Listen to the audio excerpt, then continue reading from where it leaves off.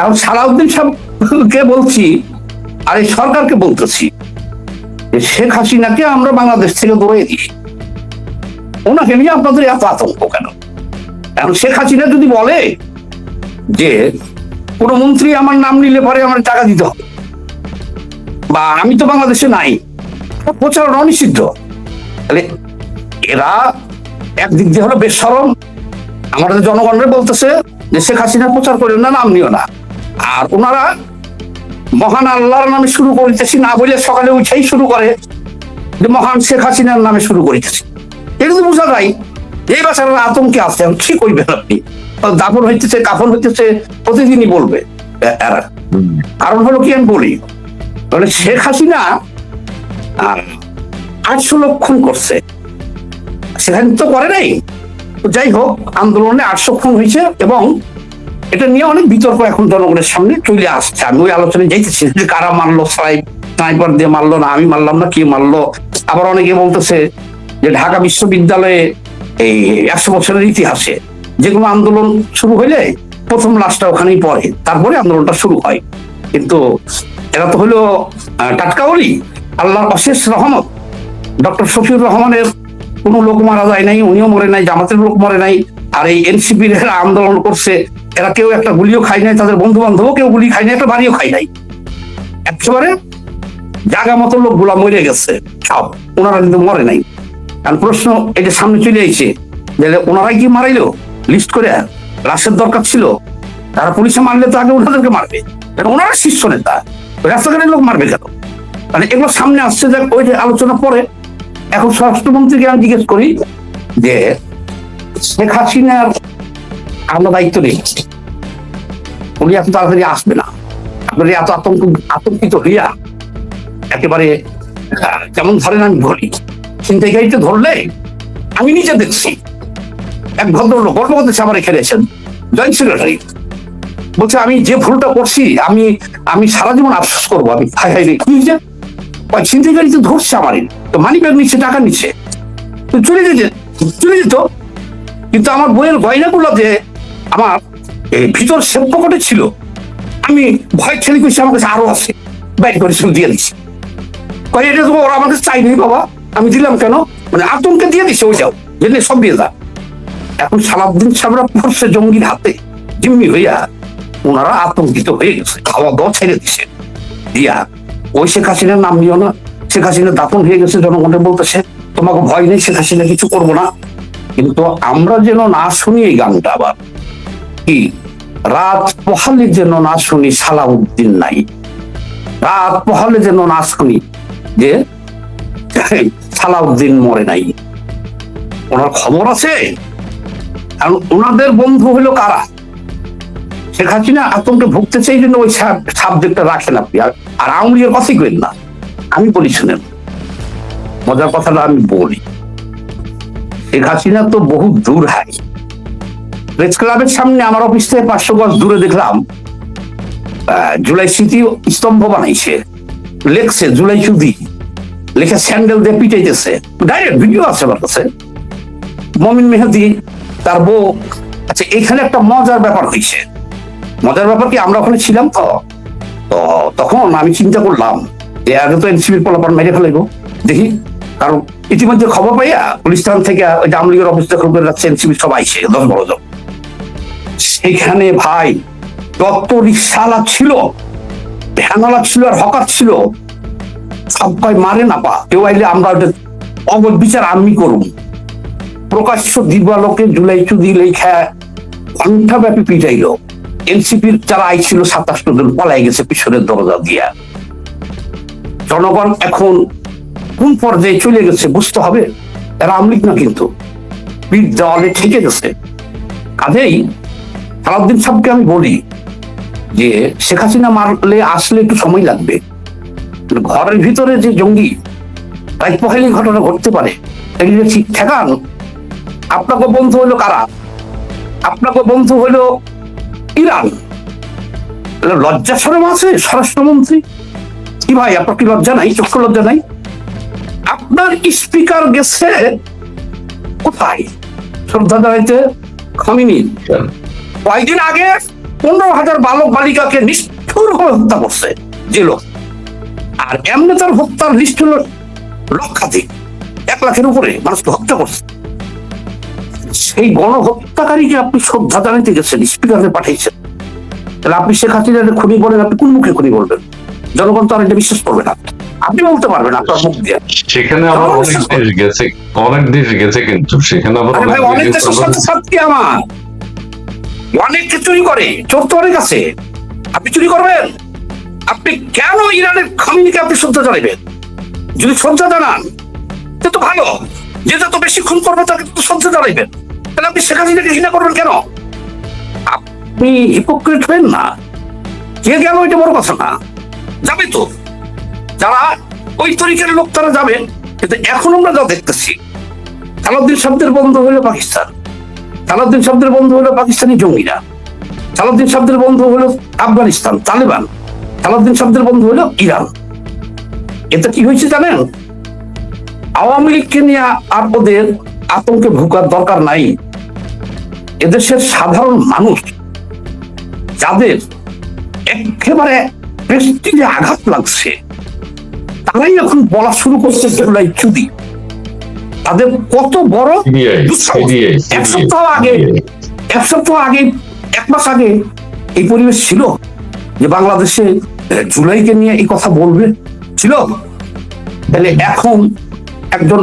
এখন আমি আপনাকে বলি, এখানটা ছেড়ে দেন, এখন আপনাকে বলি, ওই বাংলা মোটর থেকে প্রেস ক্লাব আসতে লাগলে 10 জায়গাতে শুনতে হয় জুলাই চুদি। রিক্সা চালাই যেতেছে, রিক্সাওয়ালা তো ইংরেজি বুঝে না, রিক্সাওয়ালা ভ্যানওয়ালা ওই বলতেছে ওদের। এখন আমি আরো একটা কথা বলি আপনাদের পেছনে, এখানে আওয়ামী লীগ প্রাসঙ্গিক না, এখন প্রাসঙ্গিক হয়ে গেছে যে লোকগুলা দাঁড়াই গেছে যে আমাদের মারো তোমরা জুলাই চুদি, আমরা ঠান্ডা হয়ে যাই, আমরা ভয় পাই, আমরা এই লোকগুলাকে আপনি দাঁড়াই রাখতে পারবেন? ওরা সর্বহারা, ওরা ওদের হিতাহিত কেন নেই, জেলে নিবেন না ফাঁসিতে নিবেন, ডাইরেক্ট বলতেছে তার। আমি একটু পিছনে যাই। ডক্টর ইউনূস, জনগণ এত তাড়াতাড়ি ক্ষিপ্ত হয়ে গেল কিনা আমাকে 5 মিনিট সময় দিতে হবে, সুন্দরভাবে বলবো। দেশের বর্তমান পরিস্থিতি, আচ্ছা 1 নম্বর কথা হলো ডক্টর ইউনূস সে কিন্তু একটা বেশ্যার পোলা। কারণ হলো কি বলে দিই, ওনারা 11 ভাই, আমি তথ্যগুলো পাইলে পাই।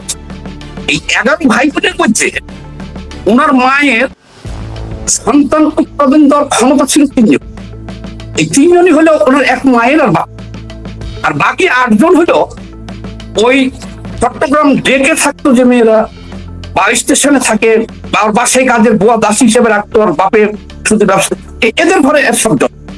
এই তথ্যটা আজকে আমি আপনাকে দিলাম যে ডক্টর ইউনূসরা কি কারণে সে তার পারিবারিক কি দেয় না। আচ্ছা যাই হোক, এখন সেই বেশ্যার গুলার হাতে যখন আমার দেশটা পড়ে গেল, আসলো, আসার পরে যে দেখেন এই এনসিপির এই সমস্ত ছেলে পেলে গুলাকে অবাধ সুযোগ করে। এরা কি বলেছিল? এরা বলেছিল, দেখেন ভাই, আমাকে অনেক বলছে ব্যক্তিগত ভাবে এই হাসপাতাল, যে আমরা, ওরা আবার এটা স্বীকার করে, এটা সাধুবাদ জানাই, যে আমরা রাজমিস্ত্রির পোলা, রিক্সা চালকের পোলা, আমার মা বাসায় কাজ করে তার পোলা, আমরা কষ্ট করে মেধা দিয়ে ঢাকা বিশ্ববিদ্যালয়ে আইসি, তাহলে কোটার কারণে আমরা চাকরি পেয়েছি না। তাহলে কি হলো? স্লোগানটা কি, আন্দোলনটা কি? বঙ্গবন্ধুর বাংলায় ওই সময় ঠাই নাই, শেখ হাসিনার বাংলায় ওই সময় ঠাই নাই। এই কারণেই তো আমরা দাঁড়াইছিলাম, জনগণ তাদের পিছনে দাঁড়াইছিল। কিন্তু এইটার অন্তরালে এই জঙ্গি মাফিয়া গোষ্ঠী তারা আগে যে স্নাইপার রাইফেল ভাড়া করিয়া একটা তাদের দেশটাকে কোন জায়গাতে নিয়ে যাবে, আফগানিস্তান না আমেরিকা, আগে লক্ষ্য স্থির করিয়া তারা এই কামটা করছে। তাহলে হয়ে গেল, বিপ্লব হয়ে গেল। তাহলে নেপালে বিপ্লব হয়েছে, তাহলে বিপ্লব যারা করছে কষ্ট করে সেই ছেলেগুলোকে চাকরি দিয়ে দেবে, কিন্তু না, ডক্টর ইউনূস কি করছে? এমন একটা সংস্কার প্রস্তাব আনছে যেখানে 100 বছর লাগবে এটা সংস্কার করতে। মোটামুটি আর সমস্ত ছেলেপিলে গুলাকে একেবারে কি করলো, ফিনিশ চাইয়ে দিয়ে দিল। তারা বাংলাদেশের সব হোটেলগুলো দখল করছে, সেখানে তারা সারা রাত দিনে ইসলাম কায়েমের কথা বলে আর রাত্রে মাগিবাজি করে মদ খায়। এখন বের হয়ে গেছে, এই যে একটা মাত্র বের হইলো, কেন বের হইলো জানেন? পীর এমিনি মার্কেটটার মালিক হলো চৌধুরী আলম, প্রয়াত নেতা বিএনপি। শুধুমাত্র বিএনপির নেতা দেখে তারা এই 12 লাখ টাকা আদায় করার জন্য তারা সিসিটিভি পর্যন্ত ছেড়ে দিছে। এই দেখো রাইতের বেলা এরা মেয়ে নিয়ে এসে প্রতিদিন এগুলো করতো, আমাদের বিষ্ণু দেখাইতো। ইউনুসের আমলে এই জন্য ভয় কিছু বলি নাই, এই নাও সিসিটিভি ফুটেজ। কিন্তু এরকম জঘন্য অনৈতিক কাজে তাদেরকে ডক্টর ইউনুস জড়াই ফেলছে। সেই রাজমিস্ত্রির পোলারা এখন পাজেরো গাড়িতে চলতেছে, গাড়িতেও সেন্ট মারতেছে। এটা জনগণ বরদাস্ত করবে না, একজন মেহনতি মানুষ এগুলো বরদাস্ত করতে পারতেছে না। এরা শুধুমাত্র ঢাকার কয়জন না, বৈষম্য বিরোধী এখন এনসিপি সারা দেশের এই সন্ত্রাসীরা কোটি কোটি কোটি টাকার মালিক হয়ে গেছে এবং মাইক ভাড়া করে তারা দুইটা জিনিস সৃষ্টি করলো, দেশটাকে একেবারে ধ্বংস করার জন্য, জঘন্য পর্যায়ে নেওয়ার জন্য। শফিকুর রহমান এই যে ভোট বাহিনী সৃষ্টি করছে মানুষকে গাড়ি দেওয়ার জন্য, পেমেন্ট করে, আর টাকা দিয়া মাইক টাঙাইয়া নারীদেরকে দিয়া কি জঘন্য ভাষা ব্যবহার করছে করে প্রচার করছে। এরা করছে, দায়টা কিন্তু তাদেরকে নিতে হচ্ছে। এখন এরা কি কি করছে, জনগণ কেন ক্ষিপ্ত হয়েছে, তারা এই কাজগুলো করছে, তারা এই এত বছরে যা লুটপাট করছে করছেই। এখন তারা বলছে ইসলাম কায়েম করবে, তাহলে কিভাবে করতে হবে? আজকের একটা নিউজ দিয়ে আপনাকে দেখেন, সব পত্রিকায় এসে, মূলিশ পত্রিকায় কিন্তু আসছে, কয়েকজন ধরা পড়ছে জঙ্গি কার্যক্রম করতে যে, মানে তারা ওখানে বাংলাদেশের আইএস জঙ্গিদের জন্য বেশ ফান্ড কালেকশন করছে, কালেকশন করিয়া বাংলাদেশের যে চ্যানেল দিয়ে পাঠাইছে, এই তথ্য আবিষ্কার হয়েছে। তাহলে বাংলাদেশের জঙ্গি নাই, তাহলে এই যাইতে ধরা পড়লো, তারা টাকা পাঠিয়েছে বাংলাদেশে। তাহলে এখন বাংলাদেশের জনগণ কি দেখতেছে? বাংলাদেশের জনগণ দেখতেছে যে সারা বাংলাদেশে কালেমার পতাকা নিয়ে সব ছোটাছুটি করছে, এটা আতঙ্কিত হয়ে পড়ছে। কারণ আরে ভাই, কোন কারণ নাই আপনি হঠাৎ করে, আপনি কি হিন্দু ছিলেন? বাংলাদেশ কি হিন্দু? আমরা সবাই হিন্দু, আমরা তো মুসলমান, কালেমা তো আছে আমাদের ভিতরে, কিন্তু হঠাৎ করে আপনি যখন আইএস এর পতাকাটা নকল করে, হঠাৎ করে একটা পেন্টিং পতাকা সারা বিশ্বে পরিচিত, আইএস, আল কায়দা, ইজবুত, তারপরে হলো ওই যে ওইদিকে হামাস, এই পতাকা গুলো নিয়ে আল্লাহ আকবার বলে আপনি সারা বাংলায় ছুটাছুটি করতে নেমে বললেন, দেশবাসী তো আতঙ্কিত হয়ে গেছে। এটা তো জঙ্গি কার্যক্রম। দেশে এখন এই মুহূর্তে নাচ গান, সিনেমা, নাটক, যাত্রা সব বন্ধ আছে।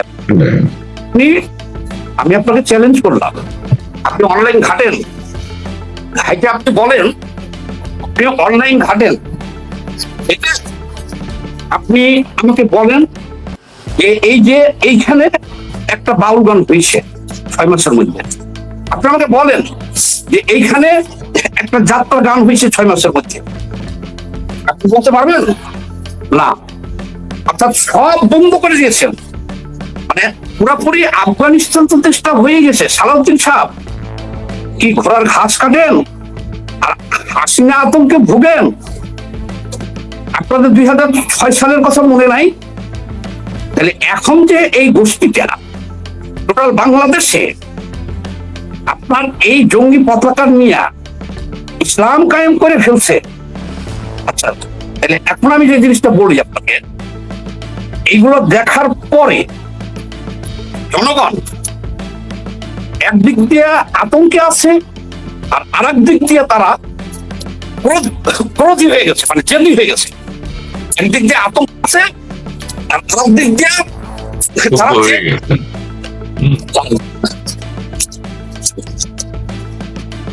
ক্ষুব্ধ হয়ে গেছে দেশের জনগণ। জি, মোবাইলের কন্টিনিউ করেন আপনি। এবার বলি, ওই যে কি বলে, এই যে সালাউদ্দিন সাহেব স্বরাষ্ট্রমন্ত্রী এবং সরকার কি জানে দেশের জনগণ তাদের তালাক দিয়ে দিছে অলরেডি? এটা জানে না তো। 2 তালাক দিছে, 3 তালাক দিবে ওই দিন। এইদিকে এই গণভবনটা দখলে যাবে, আমার কথাটা লিখে রাখেন। বাংলাদেশের একমাত্র এখন সমস্ত জনগণ তাদেরকে ভোট দিয়া 300 আসন দিচ্ছে, তার মধ্যে 77 আসন জঙ্গিদেরকে দিচ্ছে। এটা দিচ্ছে ইচ্ছা করে, 300 আসন দিচ্ছে বিএনপি। তার কারণ আওয়ামী লীগের দেশে নাই। এখন এই জঙ্গিদের হাত থেকে বাঁচার জন্য বিএনপি কাছে গেলাম। বিএনপি কি এই এত ভোটের মালিক? আমরা দিচ্ছি, জনগণ দিচ্ছে বাঁচার জন্য। কিন্তু এই সরকার তো জঙ্গিদের ধারে ভর করলো। আওয়ামী লীগ আমলে আমি ড্যামি নির্বাচন ছিল, ভালো কথা, ড্যামি তো ছিল। এখন তো ড্যামি নাই। এখন বাংলাদেশের মানুষ দেখতেছিল যে এখন আছে কি আমি আর জঙ্গি। এখন আবার যখন দেখছে যে না সবই জঙ্গি, বিএনপির জঙ্গি, বিএনপির স্পিকারও ইরান যাইতেছে, তার সাথে এই জঙ্গিদের সাথে সাথে করে নিয়ে ওখানে যেতেছে কি জন্য? এখন তো জনগণ বুঝে গেছে 2 তালাক দিচ্ছে, 1 তালাক দিব বিএনপিকে। ওখানে গেছে এই কারণে যে তারা তাদের সেনাবাহিনীকে কিভাবে কোন কেরামতি বলে দেশের লাখ লাখ মানুষকে হত্যা করতে বললো করে। তাহলে তাদের সেই মতবাদটা, জঙ্গি মতবাদটা আমাদের নিতে হবে।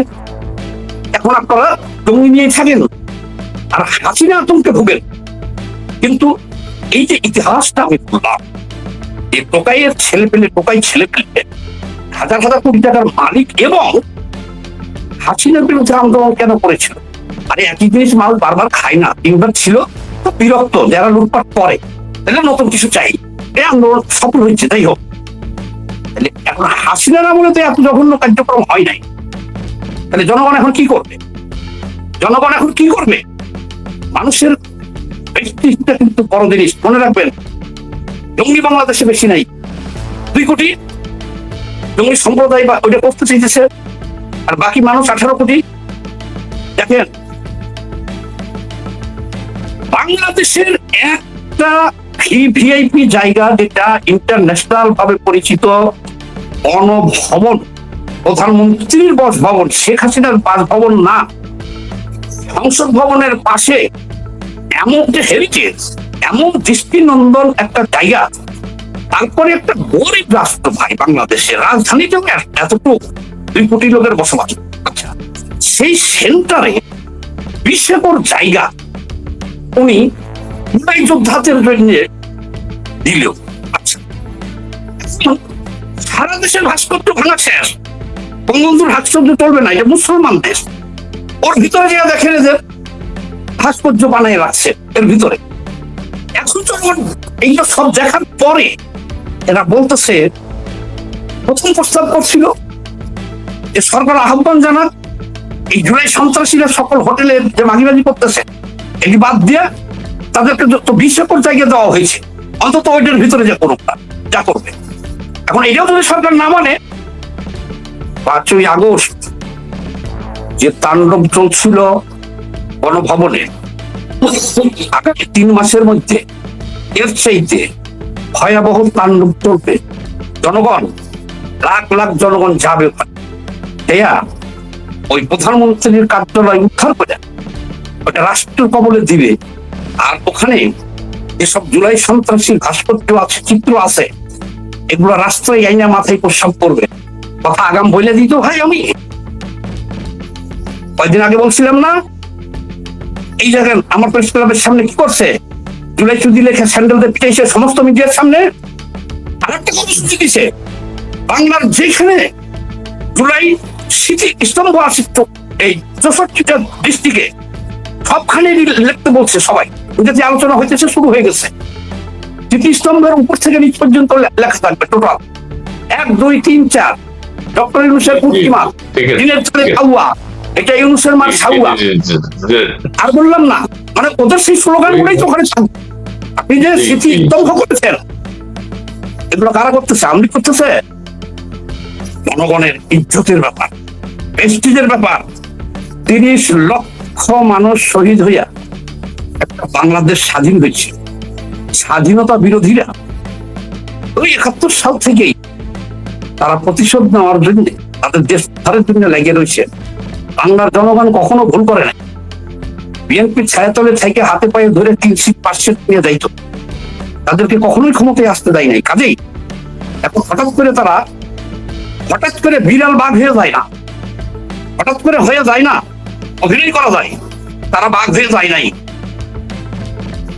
অচিরেই দেখবেন এই গণভবন দখল করবে জুলাই স্মৃতি স্তম্ভ বাংলার মাটিতে থাকবে না, এটা আওয়ামী লীগ লাগবে না, এটা অলরেডি শুরু হয়ে গেছে। একটা সহ্যের মানুষের সীমা আছে। এখন আমি দেখতেছি সবচেয়ে সাহসী হলো সর্বহারা, তারা আওয়ামী লীগ বুঝে না, বিএনপি বুঝে না। এ পরিমাণ গালি প্রতিদিন এনসিপি আর এই যে জামাত আর ইয়ার দিতেছে প্রকাশ্য, তাদেরকে এখন আগে তো গালি দিলে খুঁজে বাইর করতো, মামলা করতো, এখন হজম করতে হইতেছে চোরের মতো। কারণ গালি দিতেছে একটা রিক্সা, গালি দিতেছে একটা ঠেলা, গালি দিতেছে পথচারী, গালি দিতেছে হকার।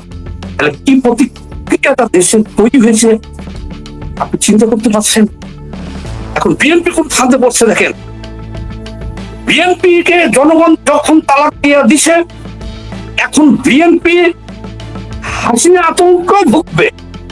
আর চিরদিনের জন্য ওই আওয়ামী লীগের না, আমি বললাম হয়তোবা চিরদিনের জন্য বাংলাদেশে বিএনপির রাজনীতি শেষ হয়ে যাবে।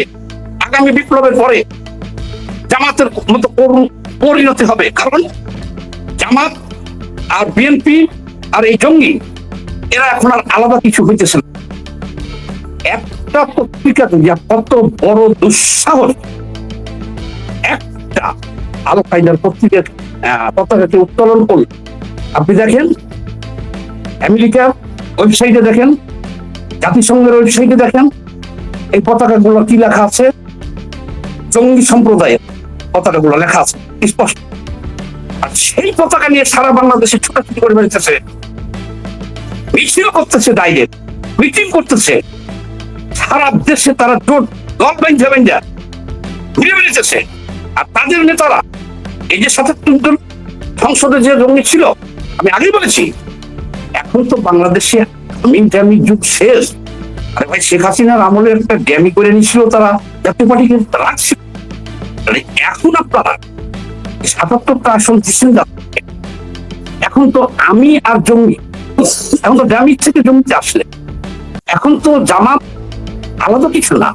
ওই রাইজের বেলা আপনাদের এখানে আসে আমাদের কাছে খবর আসে, এসে বলে ডেকে পাঠায় সত্যি এছাড়াও দিচ্ছি আমি কি ব্যাপার এগুলো বললেন সংসদে, ও দাঁড়িয়ে নারী আর কয় এতটুকু না বললে তো জনগণ সন্দেহ বেড়ে যাবে, আর কত করতে হবে।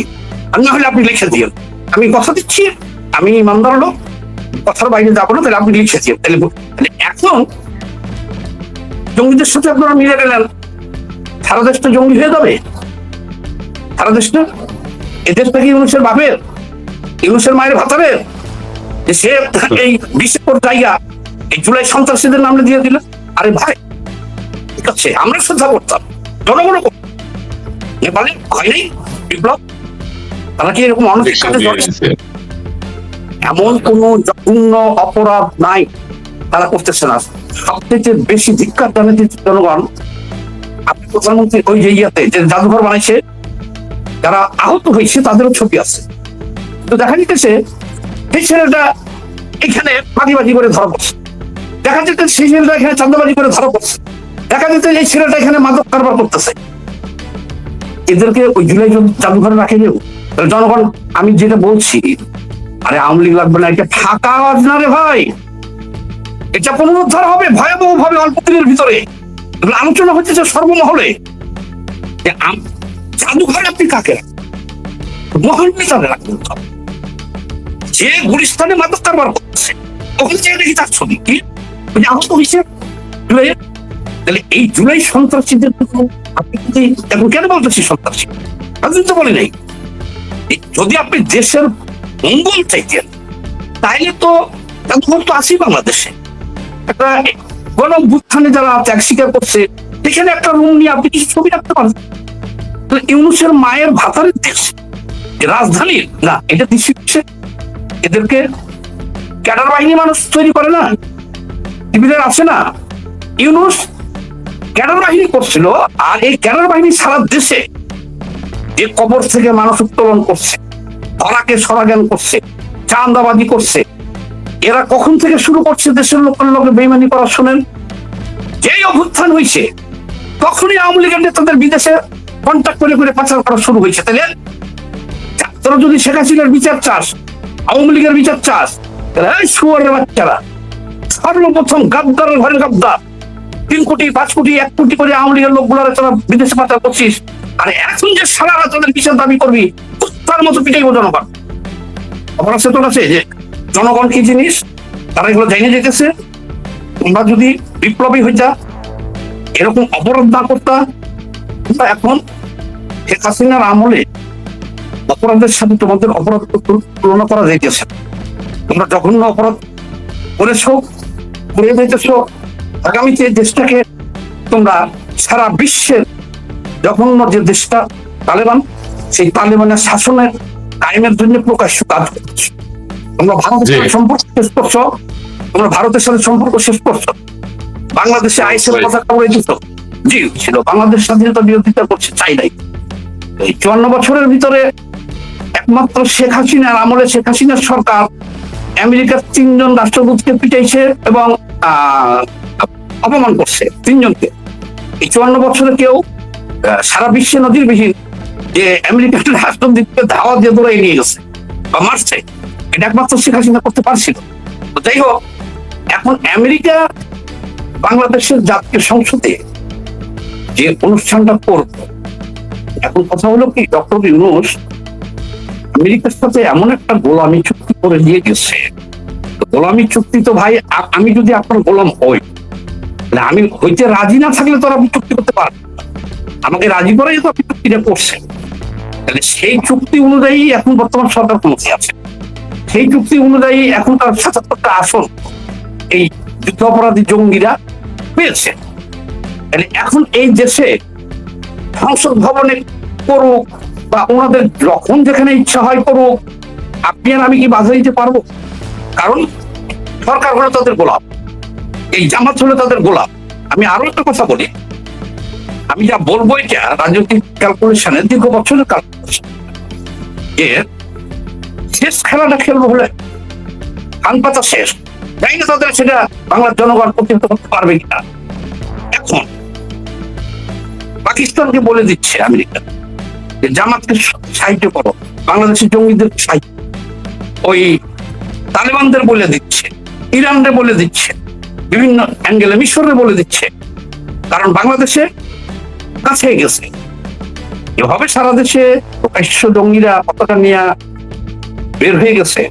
যেমন মালয়েশিয়া কতটি খারাপ হচ্ছে, আইএস এর কাছে টাকা পাঠাইছে, অনেক অনেক টাকা ওখানে কালেকশন করতে, মূল পত্রিকা দিয়ে আসছে। কিন্তু এদের সকলের প্রস্তাব হলো আমেরিকা। তাদের উদ্দেশ্য কি? তুলে দিই, বাংলাদেশে কেউ ঠেকাইতে পারবেন না, জনগণ যদি পারে সেটা পরের হিসাব।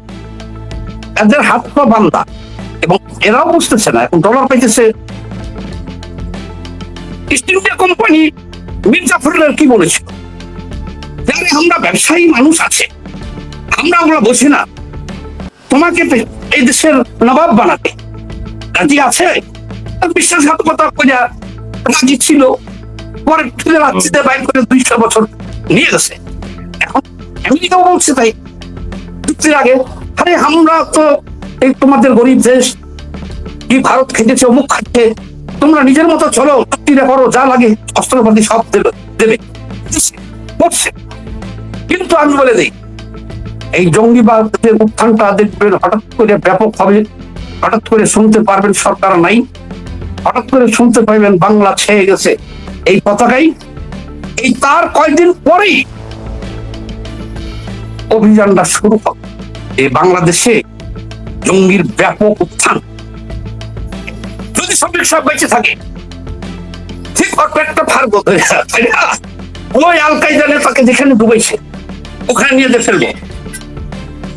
ওই বাংলাদেশের যাদেরকে দিয়ে এখন এই টেররিস্ট যাদেরকে বানাইতেছে, এই যে নাসির পাটোয়ারি বানাইতেছে, ওদের পেট কাট ধরে নিয়েছে, ধরে নিয়ে সাগরে ফেলবো।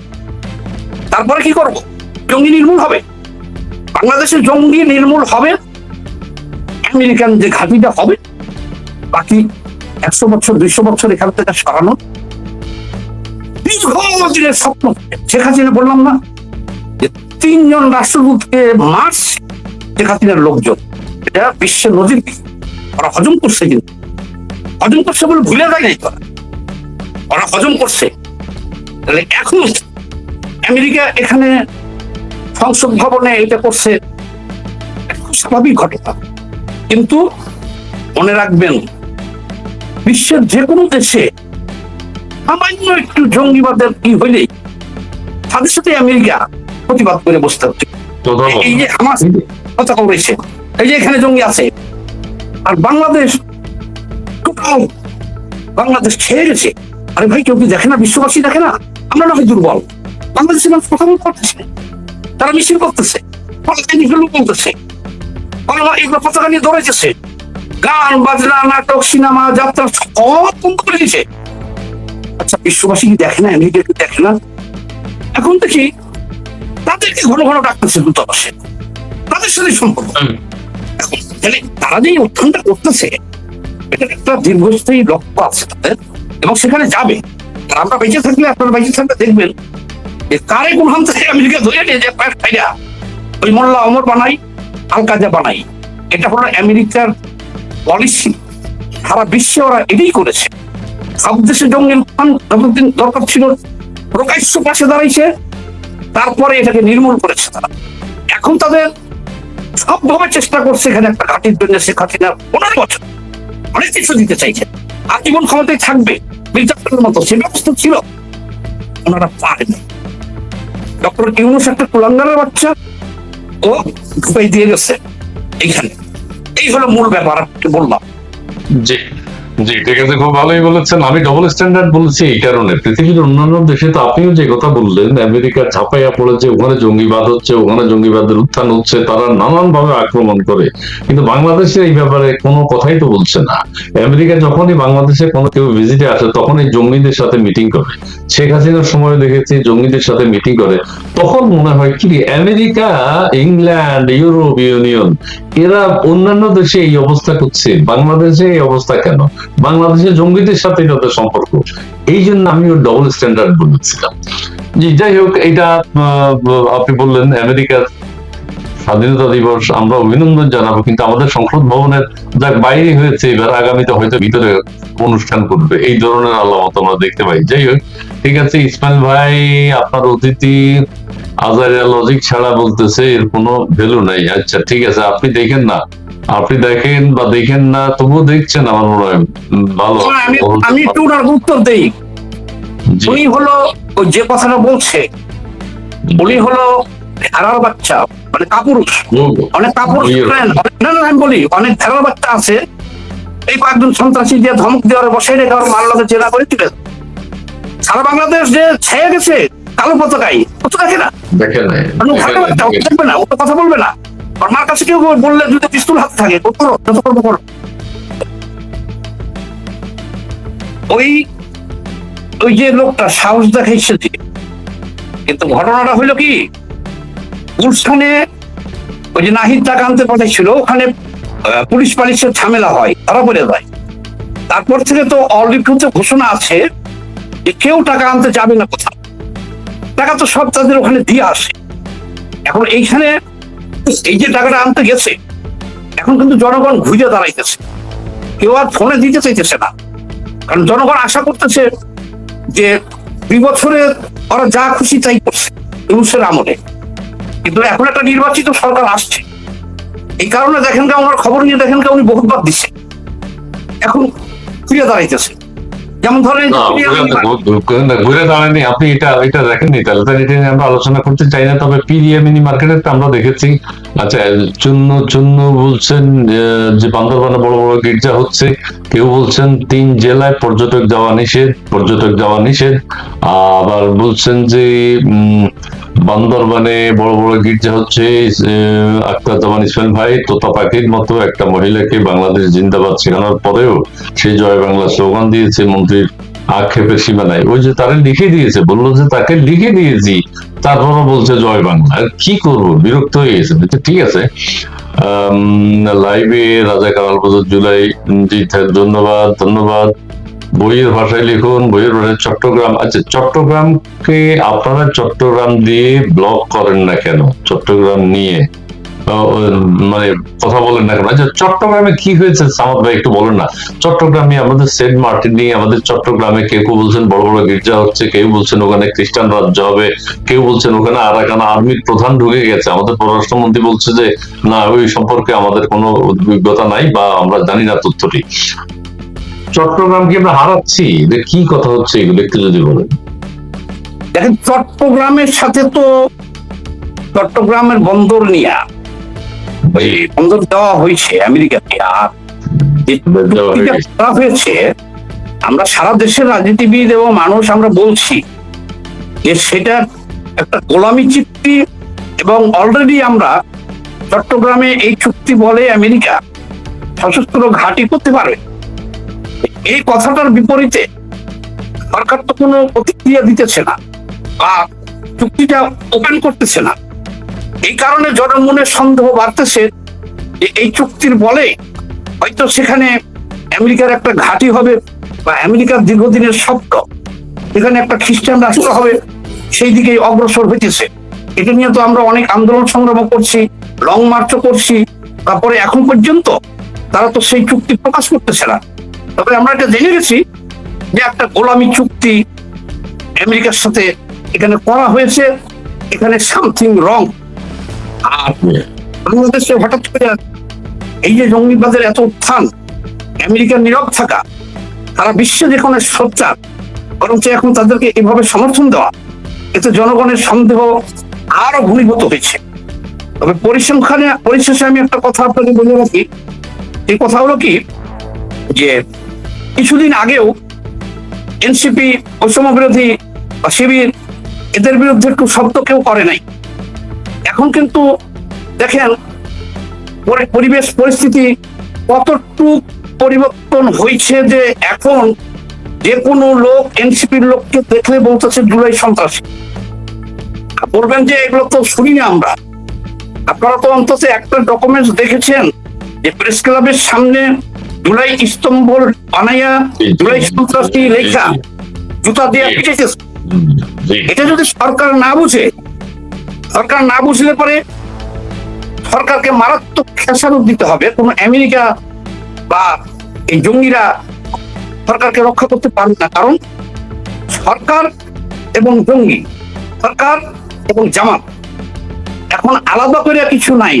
জনগণ এটা ভাবতে শুরু করছে এবং জনগণ এখন অভিভাবকহীন।